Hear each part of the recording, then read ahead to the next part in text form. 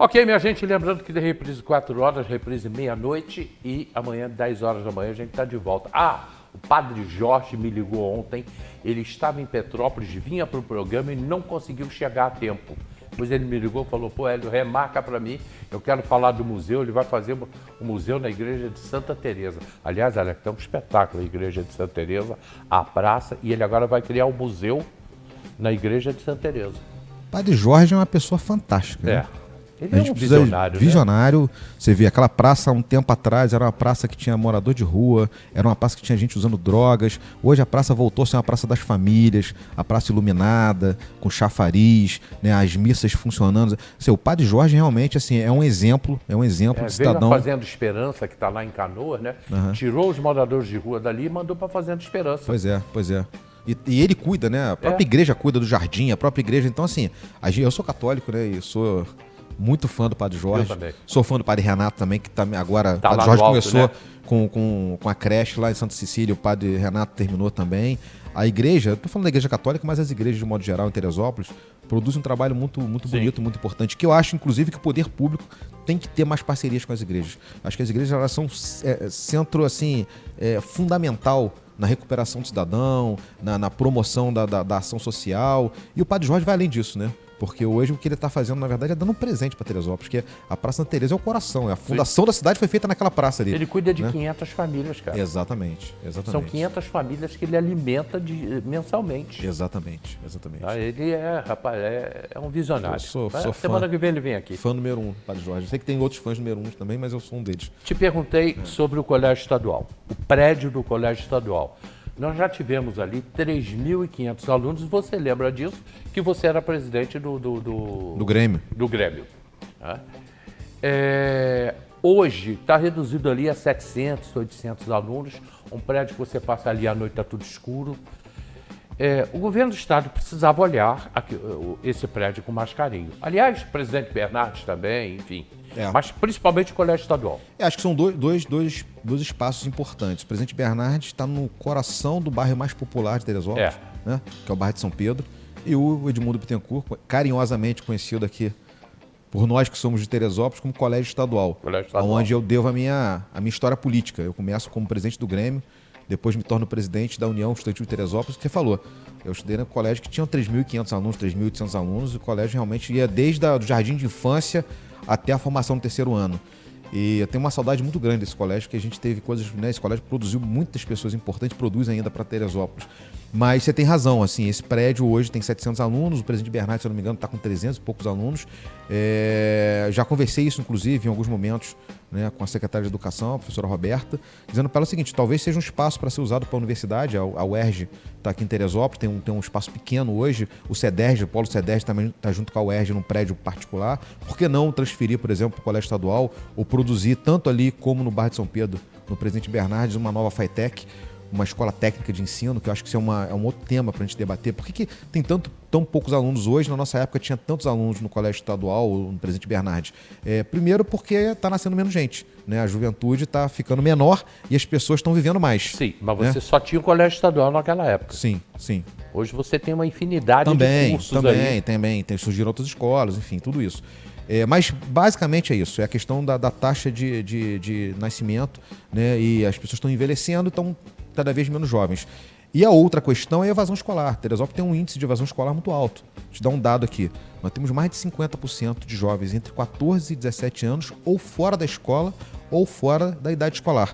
O que é um problema que afeta não só do ponto de vista da educação, né, formal, afeta a economia da cidade, porque você tem gente menos preparada para trabalhar no mercado de trabalho, para estar no mercado de trabalho, e um problema que aí eu quero até discutir isso contigo aqui, eu quero trazer isso como pauta hoje da nossa conversa, a segurança pública.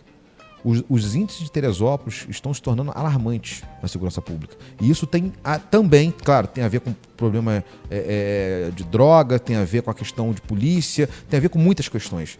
Mas a gente sabe que um fator fundamental para se reverter a questão da violência é a educação.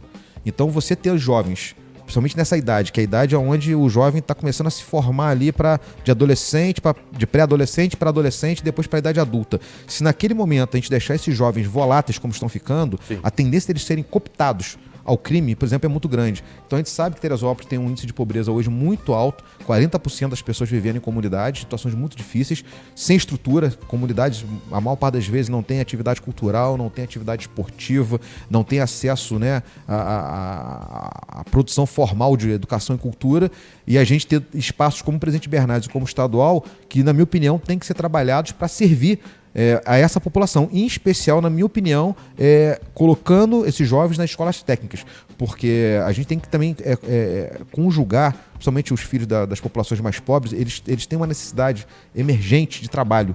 Então, se você também só pensar na formação do jovem para daqui a 5, 6, 10 anos ele poder entrar numa universidade, por exemplo, para quem é pobre e precisa trabalhar, às vezes a criança está sendo colocada para fora da escola para poder trabalhar. E às vezes ela não consegue trabalho porque ela não tem qualificação. Então a gente tem que conjugar as duas coisas. Uma escola técnica, exatamente com a formação desses jovens e a gente poder trabalhar isso. Teresópolis é uma cidade que tem né, a gente olha a população, em que pese a gente não está tendo a taxa de nascimento como teve no passado, mas ainda tem muitos jovens em Teresópolis. Quando a gente vê as festas todas aí no Parque Agados, agora teve o Sesc fazendo, né, os shows ali, você olha aquela quantidade de jovens e você percebe que esses jovens são jovens que buscam oportunidades. Então são dois espaços públicos gigantescos, né, um no centro da cidade, outro no centro do bairro de São Pedro, que precisam ser realmente repensados. E a ideia seria colocar uma universidade. Universidade, escola técnica, FATEC, né? Enfim, a gente tem que pensar essas escolas de inovação, no exemplo da própria Casa de Inovação, a gente pensar em atividades, né, sociais, talvez a gente chamar para essa conversa aí o próprio Sesc, para ver se o Sesc não se interessa também, de repente, em ajudar, né, nessa ocupação do espaço. A gente tem instituições aí que podem ajudar nessa ocupação do espaço, o Sebrae, inclusive faço parte hoje do Conselho Estadual do Sebrae, vou até levar essa discussão para a reunião do Conselho do Sebrae, para ver se o Sebrae não se interessa, de repente, em pegar e fazer uma escola, até quem sabe, de gastronomia, de hotelaria. Né? A gente tem uma necessidade tão grande de Teresópolis de formação de mão de obra para essas áreas. Eu acho que é uma área turística. Você deu uma ideia aí, a gastronomia, que Teresópolis, se hoje está se transformando num centro gastronômico, e está, principalmente o nosso Alto, né? Você não tem. Aliás, eu acho que nem tem no estado do Rio de Janeiro uma escola de gastronomia. Tinha uma em São João del Rei, não. Em Barbacena tinha uma escola. Você tem escolas do Sesc, né? O Sesc tem algumas unidades, tem em Niterói, tem no Rio de Janeiro, tem algumas unidades de gastronomia. Mas, por exemplo, do estado, eu acho que a FATEC tem em Quintino. Tem também, se eu não me engano, agora lá no... Não é Pavãozinho, não, desculpa, eu perdi o nome. Na Cidade de Deus. Na Cidade de Deus tem uma escola de gastronomia da FATEC do estado do Rio de Janeiro. Porque isso é uma área que aqui para Teresópolis é uma área que está crescendo muito. Isso tem que ser visto não só pela prefeitura, como também pelo governo do estado via você. Sim, que é a ligação entre o governo do estado e o município. Né? Eu acho que a gente pode conversar com o Convention, a gente pode conversar com o Parque Hoteleiro. Nós temos agora, né, o vinho, daqui a pouco a vinícola Maturana vai estar pronta. Né? Nós vamos nos tornar aqui talvez o principal atrativo turístico de vinhos do estado do Brasil. Nós temos a questão da cerveja, muitas cervejas artesanais, e essa turma toda precisa de mão de obra, né? E a mão de obra ela precisa ser produzida pelo Estado. Acho que e aí a pergunta que eu ia te fazer, existe, até melhorei aqui a pergunta, existe essa preocupação do governo do Estado com o município de Teresópolis? Não é a região serrana, é mais precisamente o município de Teresópolis. E você seria esse elo de ligação? Sempre.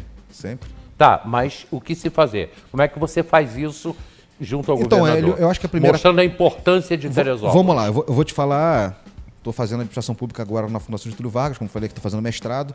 E ontem, por exemplo, tive uma aula sobre como se produzir política pública. A gente trabalha política pública há muito tempo, mas conceitualmente, como é que você produz? A primeira coisa é você identificar as causas dos problemas, né? E ter diagnóstico, ter números, ter dados sobre isso. Então, assim, a grosso modo, a gente sabe que Teresópolis tem um parque hoteleiro grande, a gente sabe que Teresópolis tem uma gastronomia muito forte, a gente sabe que Teresópolis caminha agora para a questão da vinícola, para se tornar uma referência nessa área. É isso. E a gente sabe que Teresópolis tem a Granja Comari, tem o Parque Nacional, mas tudo isso precisa ser conjugado, né, numa coisa chamada formação de mão de obra, para que a gente possa gerar emprego e renda.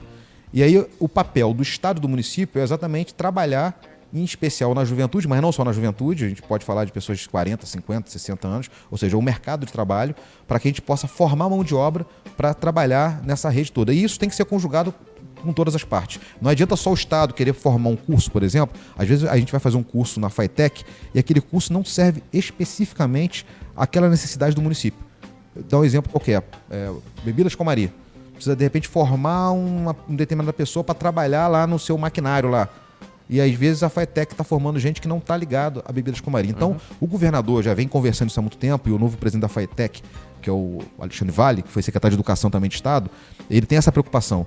E vamos trazer isso para Teresópolis, para a gente também formar pessoas, né, ter curso de formação ligado diretamente à necessidade específica da região. Então, a nossa região tem esse viés turístico muito forte, mas que, na minha opinião, e nos dados, qualquer pessoa minimamente informada sobre o que significa o turismo em Teresópolis, sabe que a gente está trabalhando aqui talvez com 20% do nosso potencial. Nosso potencial em Teresópolis, o turismo, é muito maior do que a gente está explorando. É maior porque o Parque Nacional precisa ser melhor explorado, nós temos um Parque Estadual que precisa ser melhor explorado, nós temos um Parque Municipal que precisa ser melhor explorado, nós temos uma Vista Soberba que precisa ser melhor explorada, nós temos a Granja Comari que precisa ser melhor explorada, nós temos o interior de Teresópolis com muitas cachoeiras, agricultura familiar, enfim, a riqueza de beleza. Nós estamos próximos do Rio de Janeiro, nós estamos a 80 quilômetros da principal porta de entrada do turismo no Brasil, que é o Aeroporto do Galeão. Então nós temos uma relação histórica, né, por ter sido fundada, uma cidade fundada para ser capital, por ter abrigado aqui a elite econômica do Brasil da década de 20 para cá, até a década de 80, a grande elite econômica e política do Brasil estava em Teresópolis, como a família Guine, por exemplo, que vai construir, como já disse outras vezes, Granja Comari, Golf Clube e Copacabana Palace. Então olha a quantidade de correlações que a gente pode ter para trazer turista para Teresópolis, né? A casa da seleção brasileira. Você imagina, qualquer cidade aérea do Brasil, qualquer cidade do Brasil ou do mundo que tivesse uma sede de uma seleção, viveria em função disso. E Teresópolis não conhece. Teresópolis tem. Teresópolis não está nem aí. O teresopolitano nem pode entrar e o turista sequer pode chegar perto. Então, assim, tudo isso é a gente olhar para tudo isso e pensar, nós temos que atuar.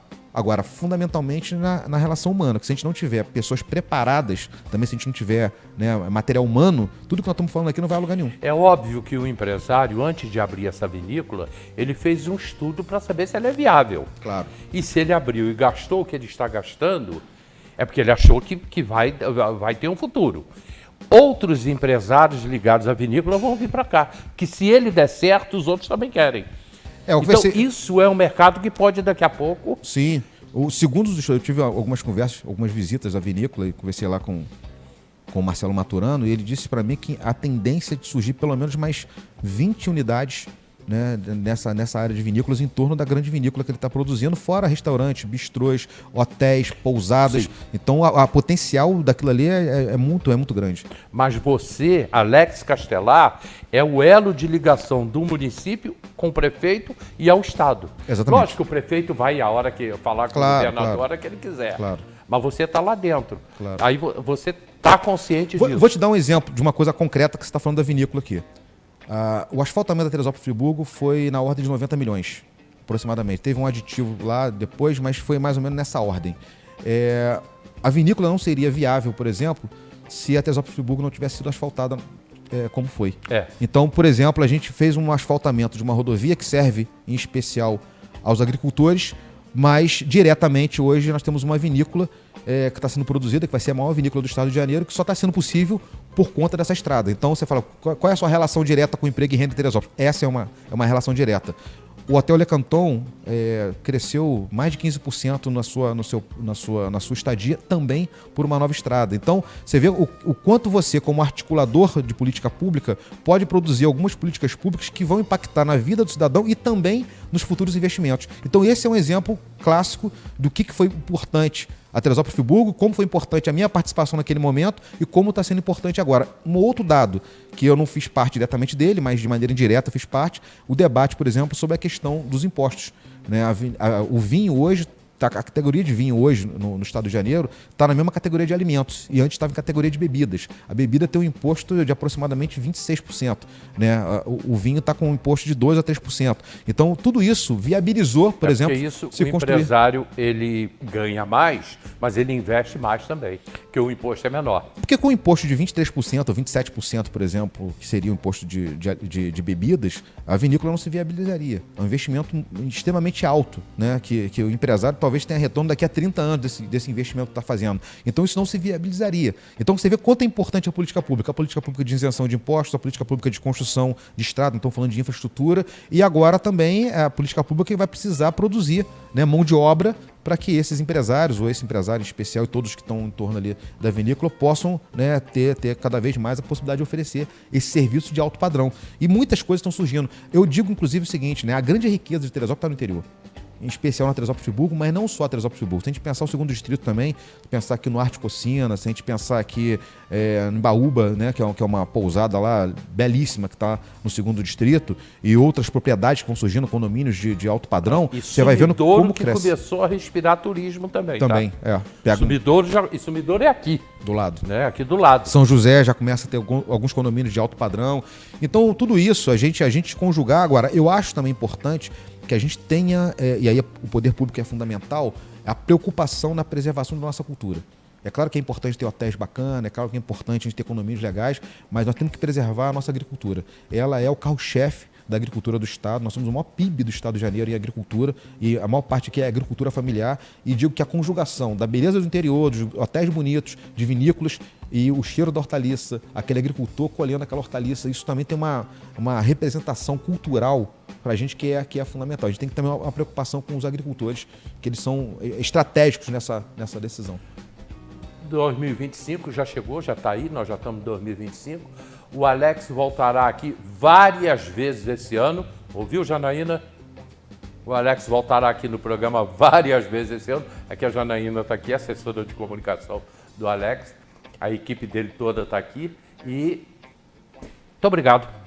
Eu que agradeço. E vamos trabalhar o ano inteiro. Hoje não deu tempo, eu queria ter falado um pouco sobre segurança pública, queria ter falado um pouco mais sobre é só outros temas. E voltar. Mas nós vamos voltar aqui para falar sobre eles. Não, mas voltar agora, daqui a menos de um mês. Tem que estar aqui, porque, Alex, tem muita coisa para fazer. Vamos embora. O ano está só começando. Tá certo. E daqui a pouco começa o ano eleitoral. O ano que vem já tem eleições. O Teresopolitano já tem que pensar em quem será o deputado estadual, quem serão os deputados que vão representar Teresópolis, coisa que a gente não tem. Tá? E isso é fundamental para essa nova Teresópolis que está chegando aí. Eu não falei contigo sobre o bairro do Alto, cara, que eu preciso falar. O crescimento do Alto também, as coisas que estão acontecendo no Alto. E o Teresopolitano não sabe, não está nem aí para isso.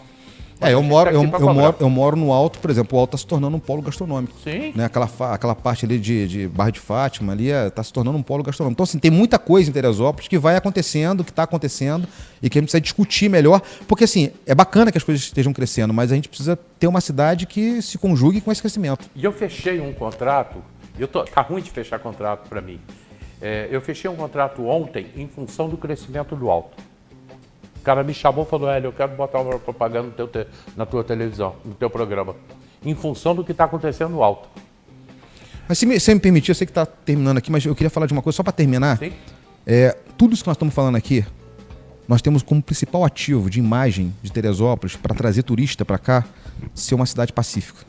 Além da beleza, além de tudo. Tá. E esse é um tema que eu estou dizendo para você que eu quero me atentar. Eu acho que a gente precisa fazer um pacto nessa cidade em função da segurança pública. Dá um dado rápido aqui. 2023, 34 letalidades violentas, 34 mortes em Teresópolis por arma de fogo. 2024, 27.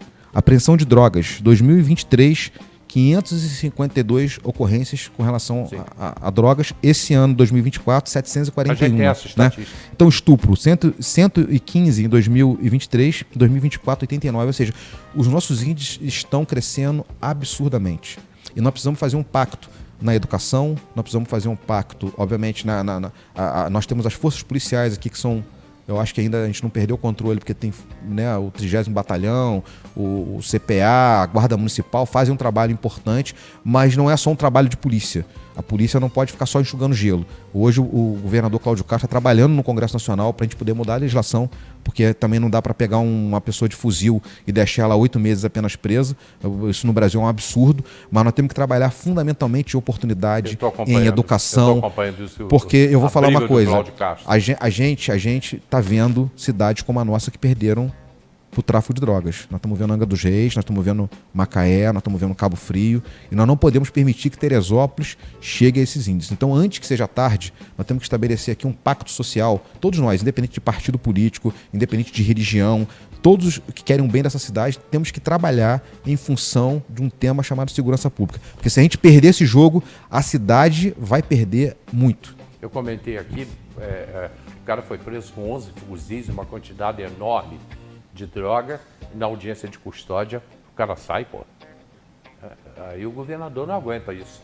Muito obrigado. Amanhã, 10 da manhã, eu estou de volta aqui. Tem reprise 4 horas, tem reprise meia-noite, já está no YouTube. E o Alex vai voltar aqui um monte de vezes esse ano. Obrigado, tchau, pessoal. Tchau, Alex.